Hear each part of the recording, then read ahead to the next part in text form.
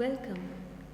This module is a part of the course titled Retail Management Strategies, which is part of the Business Management specialization of the Bachelor of Commerce third year program. This module, which deals with product decisions, forms a part of retail major decisions, and it will cover retail product decisions pertaining to type of goods, life cycle of goods, and quality. The learning outcomes will be to recall aspects of retail product decisions and associate the decisions of the retailer with regard to the specified aspects. Coming to the first set of product decisions, that is type of goods, it is important to note that products are also referred to as merchandise, and the store offering is the merchandise mix. For successful retail operations, it is necessary for the retailer to provide the product as per the requirement of the customer. Two common classifications of the retail products are staple and fashion goods, and second, convenience, shopping, specialty, and unsought goods. Staple goods are basic necessities like sugar, rice, salt. They have a steady demand. They can also be classics like white shirts, white socks, black trousers. Fashion goods are those that are high in demand for a short period of time. They may be seasonal or fad. Seasonal goods are those that are in fashion or in high demand for non-consecutive seasons, and fads have a very high demand during short bursts of time, like the sporting season, for example, where sporting merchandise is manufactured and sold. The second category of goods, convenience goods, which carry a low unit price. They are routinely purchased and they require less selling effort on the part of the retailer. They are easily available at various stores. Shopping goods carry a high unit price and are purchased infrequently. They may be purchased only by a certain section of shoppers. Examples of shopping goods would be men's suits or furniture. Specialty goods are again higher in price and they require a special purchase effort on the part of the consumer. They may be sold in exclusively franchised stores.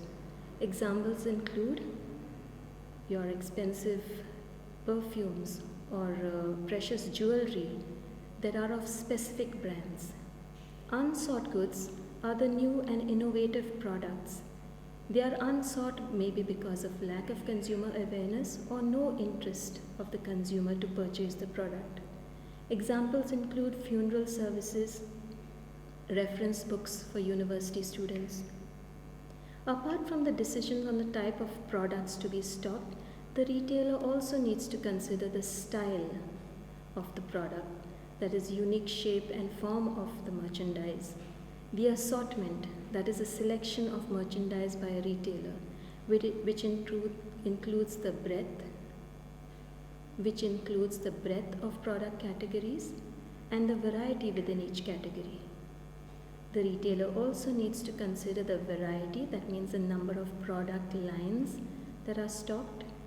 That will comprise of the breadth of the merchandise assortment, which is the product lines, the depth of the assortment, that is the variety within each product line.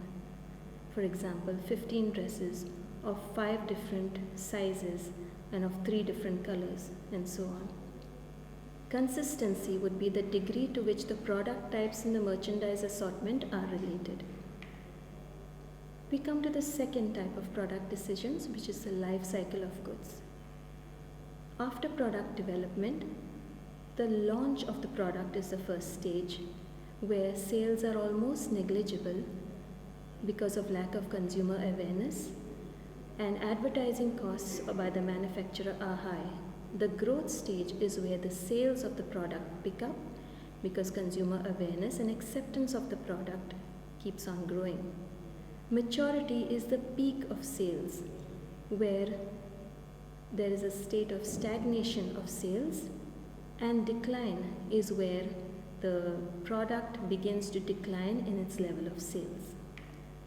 At the launch stage of the product life cycle, which is the beginning of the sales cycle for new products, it is important for the retailer to host store events to educate consumers and also to perhaps highlight the product, feature those new products in the store by offering a prominent place and offering free samples or discounts.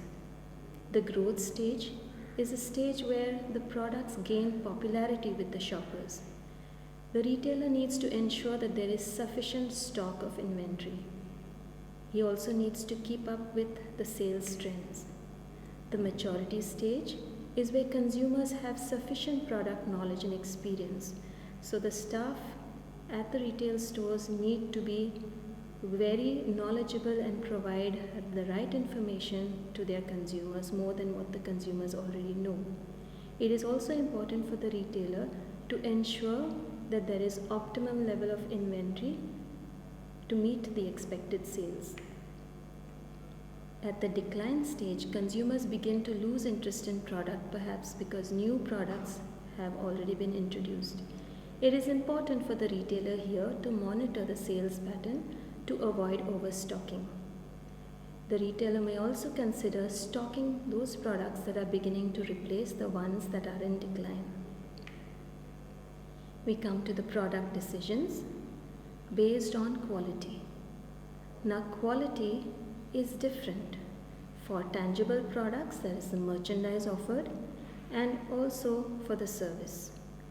Tangible products have measurement parameters, like the physical attributes of the product that may be examined and measured when the quality has to be examined. When it comes to service, customer perception is measured against customer expectation. So service quality is actually perceived quality.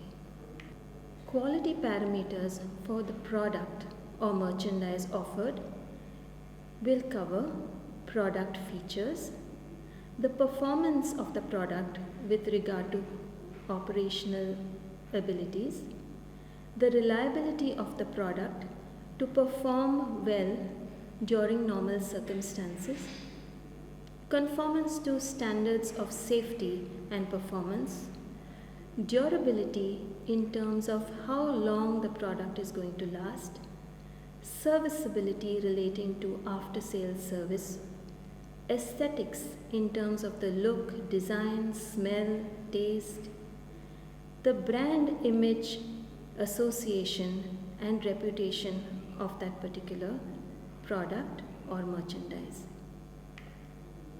Quality parameters for the service would be the tangible aspects of the service that covers the design of the store, the tools used to provide the service, the appearance of the employees, the appearance of the customers that visit the store, reliability of the service staff to be able to provide the promised service dependably, responsiveness of the staff to attend to customer needs on a timely basis, assurance provided that will encourage or enable trust and confidence, and empathy on the part of the retailer to understand consumer requirements and anticipate their needs. Thus, we come to the end of product decisions, and these are the references for additional reading and the attributions for images and icons. Thank you.